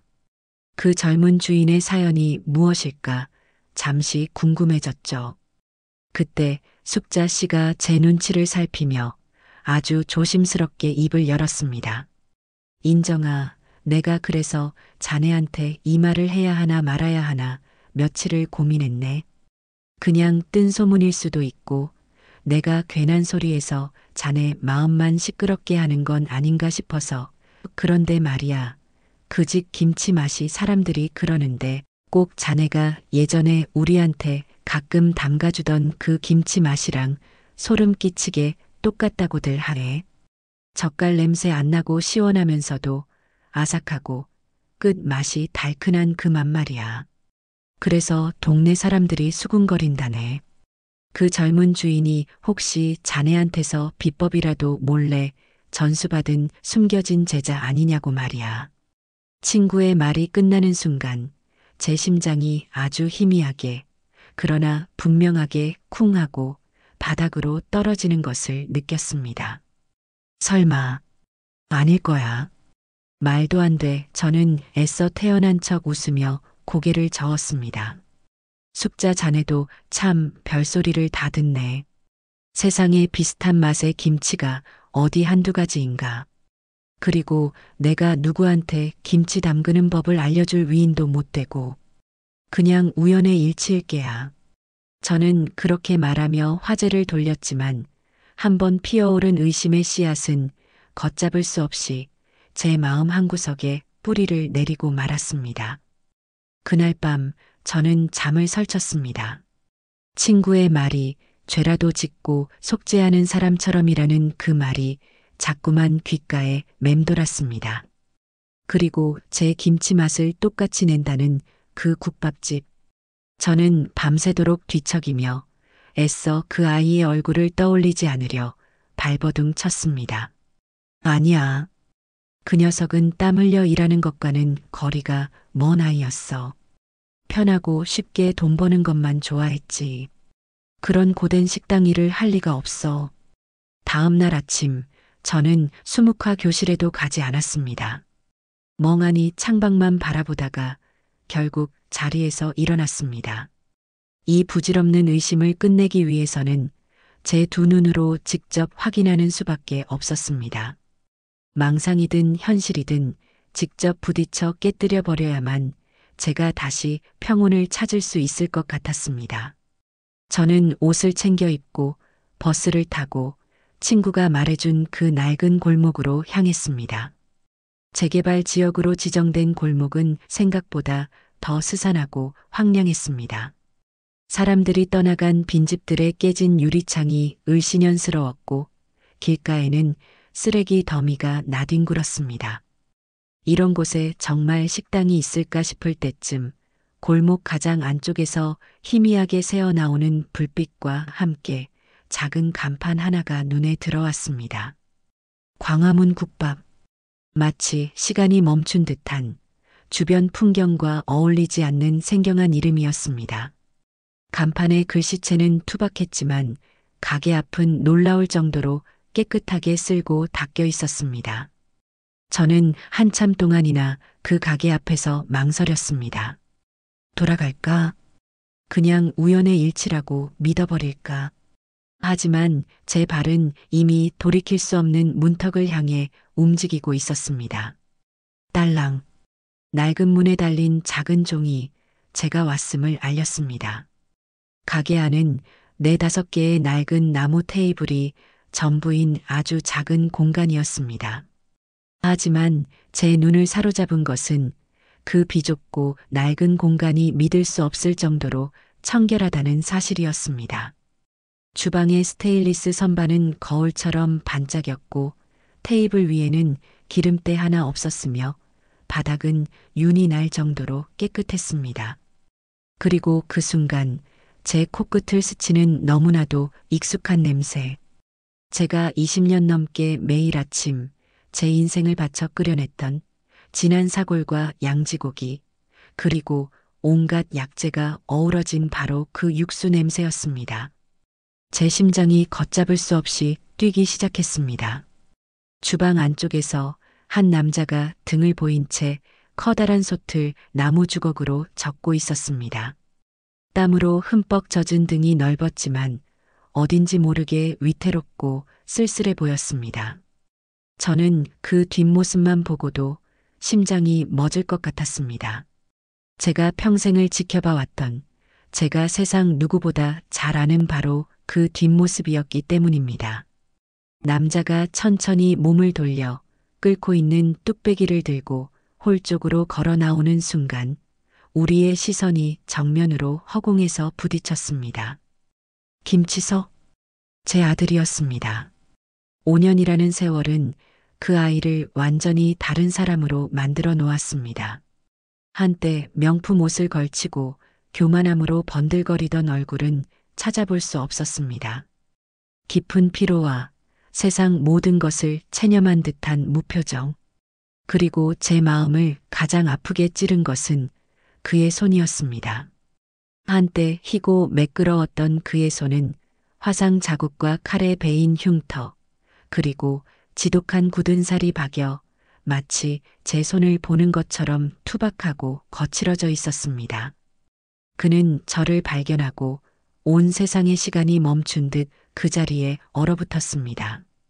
그의 손에 들려있던 뜨거운 뚝배기가 위태롭게 흔들렸고 그 안의 국물이 그의 손등 위로 조금 흘러내렸지만 그는 뜨거움을 느끼지 못하는 사람처럼 미동도 하지 않았습니다. 먼저 움직인 것은 아들이었습니다. 그는 저를 향해 어머니라고 부르지 않았습니다. 어떤 말도 어떤 표정도 짓지 않았습니다. 그저 아주 천천히 그리고 아주 깊이 마치 허리가 부러질 것처럼 상체를 꺾어 인사를 했습니다. 그것은 아들이 어머니에게 하는 인사가 아니었습니다. 차마 얼굴을 마주할 수 없는 거대한 죄인이 자신의 신에게 바치는 속죄의 의식과도 같았습니다.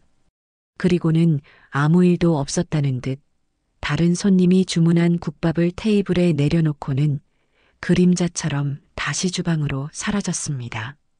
저는 가장 구석진 자리에 가서 앉았습니다. 잠시 후 아들이 직접 제 앞에 김이 모락모락 나는 국밥 한 그릇과 정갈하게 담긴 깍두기, 그리고 배추김치 한 접시를 내려놓았습니다. 그 짧은 순간에도 그는 저와 끝내 눈을 마주치지 않았습니다. 그의 시선은 늘 바닥을 향해 있었죠. 저는 떨리는 손으로 숟가락을 들었습니다. 먼저 국물 맛을 보았습니다. 혀끝에 닿는 순간 저는 모든 것을 알 수 있었습니다. 잡내를 잡기 위해 생강을 아주 얇게 저며 넣었고 깊은 맛을 내기 위해 무와 양파를 통째로 넣어 우려냈으며 마지막에 감칠맛을 더하기 위해 마른 표고버섯을 넣었습니다. 제가 수십 년간 지켜왔던 그 누구에게도 알려준 적 없는 저만의 비법이었습니다. 이어서 김치를 한 조각 맛보았습니다. 소름이 돋았습니다. 배추를 절일 때 썼던 소금물의 농도, 젓갈 대신 북어 머리 우린 물로 시원한 맛을 낸 것, 단맛을 내기 위해 설탕 대신 배와 사과를 갈아 넣은 것까지. 이것은 우연이나 흉내가 아니었습니다. 완벽한 재현이었습니다. 아들은 제가 그토록 혐오하고 지워버리려 했던 제 인생의 모든 것을 이 작고 허름한 식당 안에서 혼자 묵묵히 되살려내고 있었던 것입니다. 국밥을 먹는 내내 제 마음속에서는 수만 가지 감정들이 소용돌이쳤습니다. 감히 내가 내깟 놈이 내 흉내를 내 하는 분노가 치밀어 올랐다가도 어쩌다가 이 지경까지 되었을까 하는 연민이 고개를 들었습니다. 왜 하필 이런 방식으로 속죄를 하는 것일까 하는 혼란스러움과 함께 그의 음식에 담긴 완벽한 기술 앞에서 요리사로서의 자존심이 아주 조금 상하기도 했습니다. 저는 국밥 한 그릇을 말없이 비워냈습니다. 계산을 하기 위해 카운터로 가자 아들은 여전히 고개를 숙인 채 제가 내민 돈을 받아들고 낡은 금전함에서 거스름 돈을 꺼내 제 손에 쥐어주었습니다. 그의 손끝이 제 손바닥에 스치는 순간 저는 그 거친 감촉에 저도 모르게 움찔했습니다. 가게를 나서려던 순간 제 눈에 벽 한쪽에 붙어 있는 작은 액자 하나가 들어왔습니다. 가까이 다가가 보니 그 안에는 낡아서 누렇게 변색된 신문기사 한 조각이 정성스럽게 스크랩되어 있었습니다. 자수성가한 여성사업가 유인정, 미혼모 시설에 1억 원 쾌척. 몇 년 전 재판이 모두 끝나고 제가 익명으로 기부했던 기사였습니다. 제가 이 사실을 누구에게도 말한 적이 없는데 아들은 어떻게 알았을까요? 그리고 그 기사 옆에는 삐뚤빼뚤한 글씨로 쓴 작은 안내문이 붙어 있었습니다. 광화문 국밥 수익금의 10%는 매달 대한미혼모협회에 기부됩니다. 그것을 보는 순간 저는 거대한 망치로 머리를 한 대 얻어맞은 듯한 충격에 휩싸였습니다. 이제야 모든 퍼즐 조각이 맞춰졌습니다. 아들은 단순히 제 음식을 흉내내며 식당을 운영하고 있는 것이 아니었습니다. 그는 이곳에서 자신만의 방식으로 아주 길고 고독한 속죄를 하고 있었던 겁니다. 그는 제게 용서받을 자격이 없음을 스스로 알기에 제가 가장 소중하게 여겼던 가치, 즉 성실한 노동과 이름 없는 나눔을 스스로 실천함으로써 제게 용서를 구하는 대신 저의 인생을 긍정하고 있었던 겁니다. 저는 가게를 나와 한참 동안이나 그 허름한 골목에 서 있었습니다. 차가운 겨울바람이 제 뺨을 스쳤지만 춥지 않았습니다. 제 마음속은 거센 폭풍우가 지나간 뒤의 고요함으로 가득했습니다. 저 아이를 어떻게 해야 하는가? 저 지독한 속죄의 시간을 제가 언제까지 모른 척해야만 하는가? 용서는 아니더라도 그 노력에 대한 인정 정도는 해줘도 괜찮지 않을까? 며칠을 뜬 눈으로 밤을 새우며 고민한 끝에 저는 다시 그 국밥집을 찾아갔습니다. 그날도 아들은 말없이 저를 보고 고개 숙여 인사했고 저는 말없이 국밥 한 그릇을 깨끗이 비웠습니다. 그리고 가게를 나서며 저는 계산대 위에 작은 쪽지 하나를 슬며시 올려두었습니다. 그가 볼 수 있도록. 그 쪽지에는 제 떨리는 마음을 눌러 담은 한 문장이 적혀 있었습니다. 오늘 김치 맛이 아주 좋구나. 그것은 결코 용서의 말이 아니었습니다. 따뜻한 화해의 손짓도 아니었습니다. 그저 한 명의 까다로운 손님으로서 그리고 한때 음식을 만들었던 선배로서 건네는 지극히 담백한 평가일 뿐이었습니다. 하지만 저는 알고 있었습니다. 그 한마디가 어쩌면 제 아들에게는 100마디의 용서보다 더 큰 의미로 다가갔을 것이라는 것을요. 그날 이후 저는 일주일에 한 번씩 그 국밥집을 찾아갑니다. 우리는 여전히 서로에게 아무 말도 건네지 않습니다. 그는 제게 세상에서 가장 정성스러운 국밥 한 그릇을 말없이 내어주고 저는 그릇의 바닥까지 깨끗이 비우는 것으로 제 대답을 대신합니다. 우리의 관계가 예전처럼 돌아갈 수는 없을 겁니다. 제가 그 아이를 다시 살갑게 아들이라고 부를 수 있을지도 아직은 알 수 없습니다. 하지만 저는 이제 압니다. 차가운 겨울바람이 부는 그 허름한 골목의 국밥집에서 뜨거운 국밥 한 그릇에 온기를 사이에 두고 우리는 세상에서 가장 길고 조용한 대화를 나누고 있다는 것을요. 아들은 매일 국밥을 끓여내며 자신의 죄를 씻어낼 것이고 저는 가끔씩 그 국밥을 먹으며 제 마음속 단단하게 얼어붙었던 강이 아주 조금씩 아주 천천히 녹아내리는 것을 느낍니다. 우리의 시간은 그렇게 말없이 그러나 서로를 향해 다시 흐르기 시작했습니다.